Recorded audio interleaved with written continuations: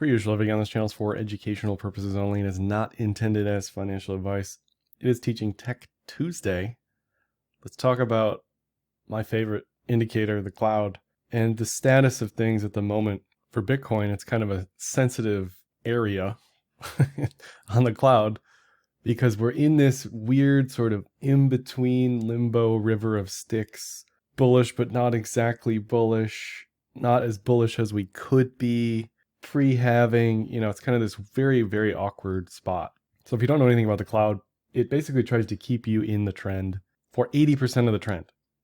It's continuously telling you whether or not you're on the bullish side of the trend, whether or not you're on the bearish side of the trend, and then the moving average, pseudo moving averages, the TK Cross, Tenkin, and Kijun, they give you a sense of intra-trend strength. And if you want to set this up on your chart, these are the settings I use for crypto and legacy. Use whatever you want, I don't care. But the reason I use what I use here is because I want slower signals. I want fewer trades. I want extremely rare triggers of these actionable setups. I want a set it and forget it. I want to see this stuff way ahead of time. We were talking about the weekly edge to edge move weeks in advance. So the settings are the settings for a reason. They are not default. The legacy settings are just default doubled. So you're effectively looking at the 2x time frame. Crypto settings are slightly adjusted for 24/7 markets.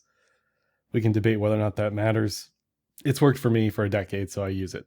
Like any analysis on any indicator, you can see different things on different time frames. Much like the cloud in the cloud checklist, you will often find that the best setups, the best trades will almost always have congruent signals on multiple time frames.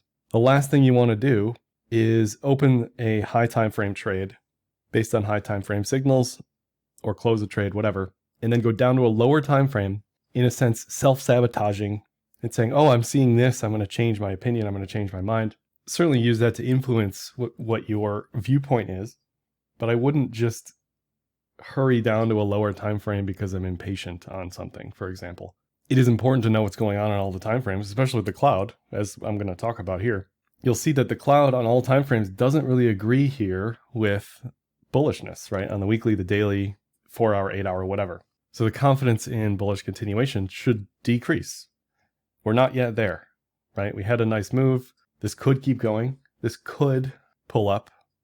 But as you'll see in a second, the cloud on the daily is telling you, be careful here, because we're at a time where we've captured 80% of the move and it's a decision point.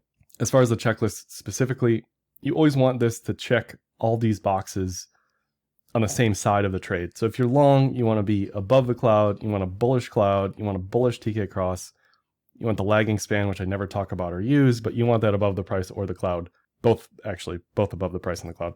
The reason I don't use the lagging span is because my settings are so incredibly slow on purpose, again, that I don't feel like I need to use the lagging span. There are cases when it matters, maybe to help keep you out of a trade or keep your size down, keep your leverage down. I just don't use it personally. It's one of the types of trades we're always looking for. We're looking for the exact day, that exact moment when the price moves above or below the cloud. Last time that happened with Bitcoin is 28K. Since then, it's been a great trade. There's no guarantee. There's never a guarantee that price moves up or down relative to the cloud. The cloud is just telling you, based on previous support and resistance levels, when you exceed or lose support or resistance, it's telling you this is the type of environment where price can go up or down based on math. That's all it's saying. Sometimes you get a 50% move. Sometimes you get a 10% move. Sometimes you don't get anything. But again, because of the settings are what they are, we rarely see Kumo breakouts. We rarely see TK crosses. TK Criss-Cross, extremely rare. It's to the point where you can go on the daily and just manually backtest this and look. And what you'll notice is these signals are extremely high conviction, extremely high hit rate. I would argue very close to 100%, definitely in the 80 to 90% hit rate range. So that's why I'm always super confident looking at the cloud with these settings. Anyway, so TK Cross is the next one, which is basically where we're at now. We'll take a look at that in a second, where this is telling you basically the party's over for the previous long or short trade. And it doesn't guarantee reversal, right? It just says we are less bullish, in this case currently, than we were on the breakout. which makes sense and is obvious, right? We were down 20% or something like that from the top. So the next thing we're looking for, and I'll talk about this in a second as well, the TK Criss-Cross, where you get this intra-trend signal telling you to get out and then to get back in with price above the cloud. This setup, this right here, as I'll show, this is the single most bullish or bearish type of signal in the cloud system. It is extremely strong and extremely suggestive of continuation. In this current case, it would be bullish continuation. We are probably a few weeks out from seeing that. This signal will probably be delayed a little bit, but what it's telling you now currently, it's keeping you out of trouble for the potential downside.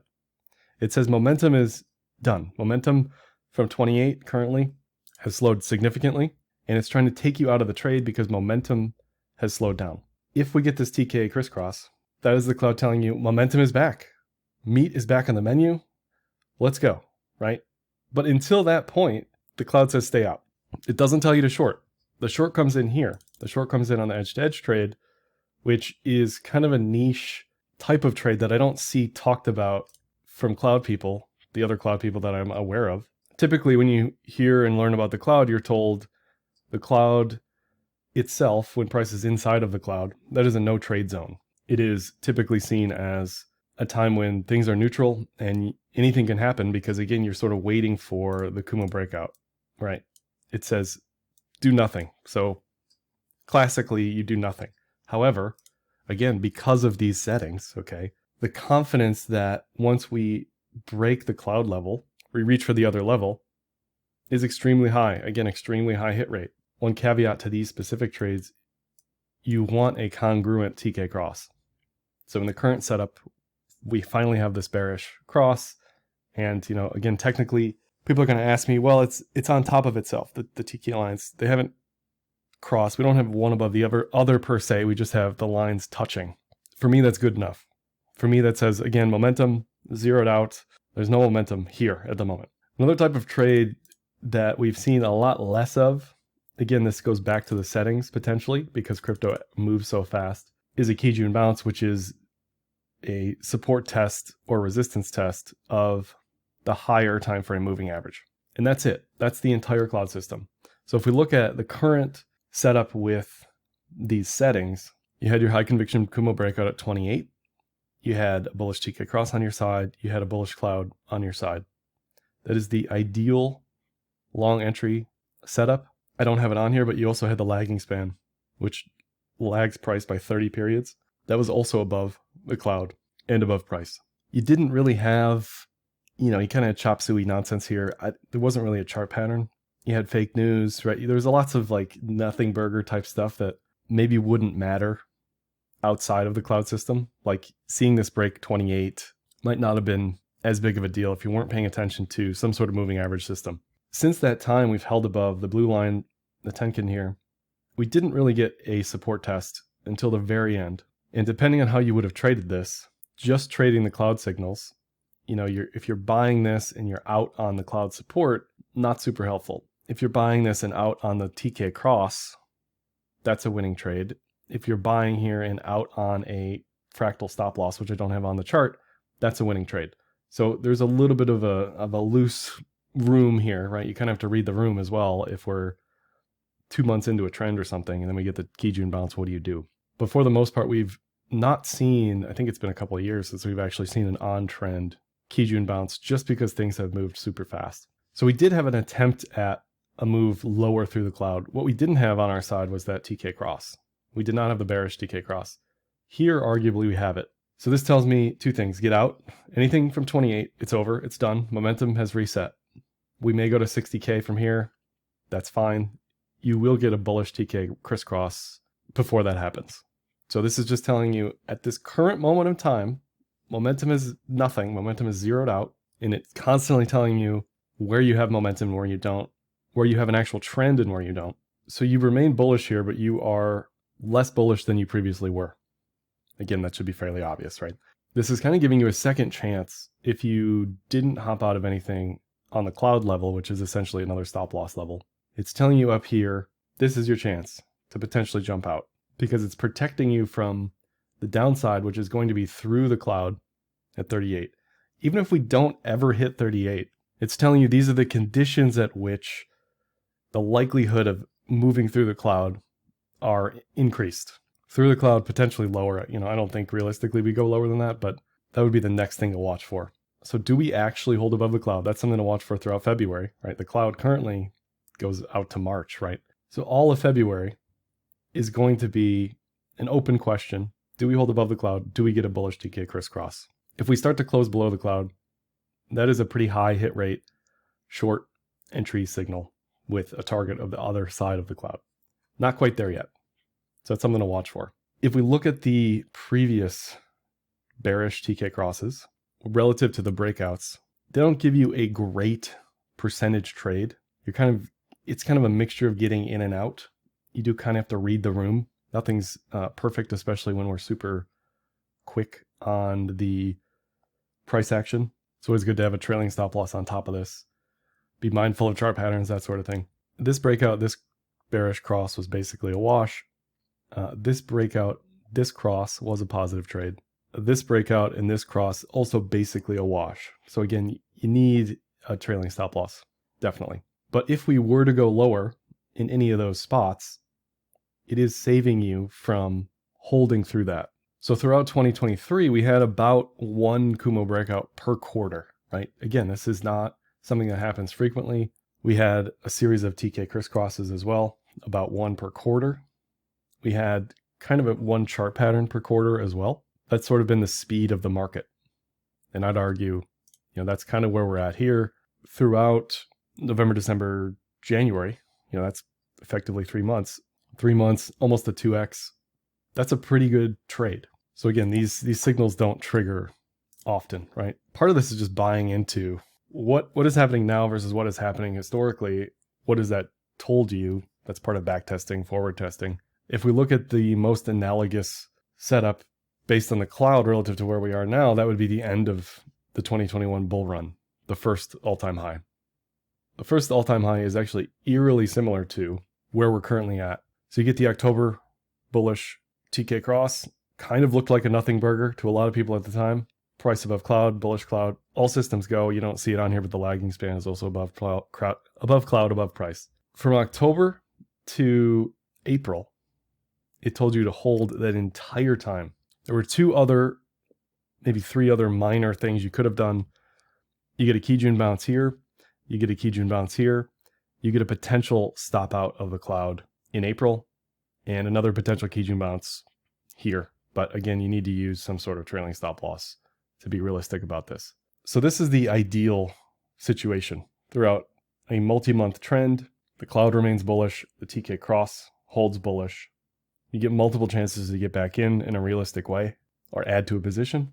And this move is what, like a 3, 4, 5x, whatever it is. So by the time we're 6 months out of a trend or more, and we start to see these reversal signals, it's very important to take heed of what's going on. So much like now, we had an attempt at a bearish breakdown, a failure of that breakdown without the congruent cross. Then we get the bearish TK cross, right? And then we proceed to go through the cloud. The difference between then and now, obviously we were at the end of a post-halving bull run, whereas here we are still pre-halving, potentially at the end of a pre-halving bull run, right? Which we've seen historically. We do have ETFs. We do have a lot of other stuff that's a lot different. But based purely on the technicals, the situation is identical, right? Again, there's like 4, 5, 6 types of things to watch for the cloud that happen repeatedly throughout history. Another reason I like it so much, there's not a lot to watch here. You're doing very little. It's very light touch over time. Something else to think about as we poke around on multiple time frames. If we go to the 8 hour, the 4 hour, it doesn't really matter. But if you go down a few time frames and you look at what was going on in 2021, again, eerily similar. Maybe this is pareidolia. I hope this doesn't break down. First of all, I don't want this to break down, but it's lining up very much like 2021. Very similar price structure, price action with an attempt at an inverted head and shoulders here, an attempt at a move higher on the 8 hour cloud, and a failure to actually reach that target. So the way chart patterns work, you just take the depth of the pattern, measure it higher. The target for that pattern was between 62 and 65. Couldn't even clear 60. So that is a definite warning sign. If we fast forward to the current picture, very similar. I still think this is a trade worth taking. This is the trade setup worth taking, even though the daily cloud says we're neutral, kind of leaning bearish.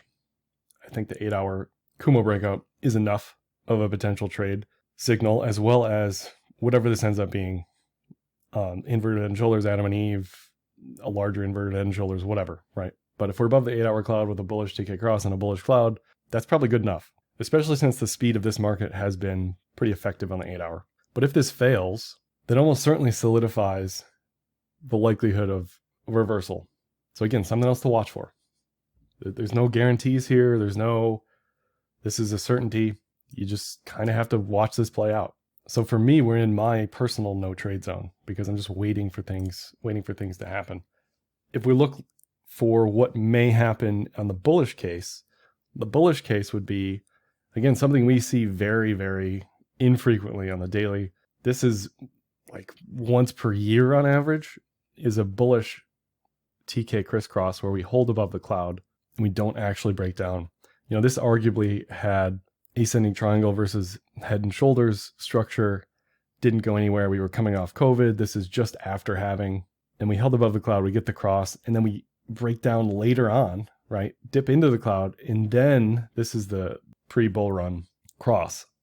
So all of this is saying, look, you're not going to miss the move. The move isn't going to go on without you. And once again, the cloud is continually on your side here, trying to tell you, this is where we lean bullish, this is where we lean bearish, this is where we have a risk of breaking lower. Look at this massive cloud we had. We could have easily broken from 9,000 to 7,000. The difference being, again, this was post-halving. This was post-COVID. This was, I don't know, relative to liquidity and stimulus, but it was somewhere in the ballpark here. So even if the TK Criss-Cross is successful and then it sort of peters out, you know, it's not over. It's just telling you when to jump in, when to jump out. If we look at the end of the 2019, I think this is 2019, pre-halving bull run, very similar picture. We get this double bottom, this Adam and Eve. We're sort of messily in the cloud, kind of a nothing burger. We eventually form a larger, maybe descending triangle, but we actually hit the Adam and Eve reversal target, but we never get that bullish TK cross. So that was the difference here. Momentum didn't actually pick back up in a bullish fashion enough to tell you to get back in the trade at any point here. It was very close. It tried, but not quite. Something else maybe minor would be you actually want the TK lines to be above the cloud. Not something I really look for or talk about, but in this case specifically, TK lines never really held above the cloud. So this is an example of the reversal chart pattern playing out, and still we don't get that continuation pattern. Now back to the bull side, throughout 2017, we had four cases of TK Criss-Cross. Each time you're missing out on a very small percentage of a move relative to what's going on in the broader sense, right? Relative to what happened. The cloud doesn't know that price is going to pull up. Again, it's just telling you, be careful here. Momentum is breaking down. Momentum is weak. And the 2018 breakdown could have easily occurred at any point in 2017. And the cloud is already telling you, be careful, right? Get out, get in, get out, get in, get out, get in, get out, get in, get out. As far as missing the percentage move, I think this was probably the biggest loss you would incur versus just buy and hold. But as its own effective trailing stop loss system, it is super effective at telling you when to get in and out. If we look at 2021, we had one case of a bullish TK Criss-Cross, and that was a great trade. Okay, that told you after the previous all-time high that yes, we do have enough momentum for continuation here. And this was after a bearish edge-to-edge move, a bullish edge-to-edge move, a bullish Kumo breakout, messy chop, whatever this was, right? But if we are on the bullish side of the cloud and we get a bullish TK cross, that is a massively, massively bullish sign. So if you're bullish, that's certainly what you're hoping for in this current market. Something else to just note, in 2021, we also had, months of continuous bearish divergence, very similar to what we have here. It's unfortunately very, very similar to 2021, which again, I don't want this to break down, but we're a little early relative to halving, which is coming April 15th. So I continue to believe that the best trades are going to occur into Q2 and throughout February and March. I don't think there's going to be a lot to do on the higher time frames. And if we look at the edge-to-edge setups, I mean, this is a classic that just happened. Bullish TK cross, price was in the cloud. It was messy. It wasn't perfect, but it did try to keep you in the trade while we were in the cloud. And this was after, by the way, we had already moved from 15th to 30, already a 2x, and the cloud is screaming at you, stay in this trade, get back in this trade. This is the type of move we don't want to see on the bearish side. On the daily, this of course was, again, 2015, 2016. I mean, these don't happen every day. This isn't a type of trade you're going to be seeing, again, on the Bitcoin side, on the weekly until like 2026, potentially, for the next bear market. It's very unusual to see that type of trade. And really what we don't want to see here from a trend perspective is what we saw. What I think a lot of people are looking for, what we saw in 2020 was some black swan type of bearishness. Interestingly enough, even on the weekly cloud, we weren't above the weekly cloud yet, right? Bearish things tend to happen when you don't have bullish confirmation. And that bullish confirmation did not come until October 2020. This could have easily went to less than 3,000. It could have went to 0, whatever, right? But that whole time the cloud is telling you on the weekly, we are not bullish yet. So something else we need to watch for. And if you're bullish, what you're hoping for is price to continue to hold as close as it can above the cloud until the weekly cross. And again, relative to having in April, we don't typically see mega bullish moves until many months after having. And that again would line up with when we're finally free and clear of the bearish cloud and start to see bullishness again. And we're looking for something similar to happening that happened in 2017. So the TLDR, there's very few trades, very few actionable things to do on the cloud. I would use these settings personally if it were me. And you're always asking yourself, where are we as far as actionability? Are we in the middle of a trend? Did I miss it? Are we waiting for a breakout? Are we waiting for a breakdown? Are we resetting momentum? What is the cloud telling you here, right? It doesn't tell me go long. It doesn't tell me add to a position. Not yet. It doesn't tell me short. It tells me to get out of anything from 28K because that was the breakout. The two things to look for coming up would either be a bullish TK recross with price above cloud or a breakdown with a close inside of the cloud and a move likely to 38. So from a cloud perspective, this felt like a teachable moment because I know a lot of people are looking at the daily cloud. So I hope this was helpful. I hope this helped clarify things to look for if you're a trend trader, if you're a high time frame trader like myself, if you like those 80% moves that we just had. That's all for this one. Like, dislike, comment, share, subscribe, and happy trading.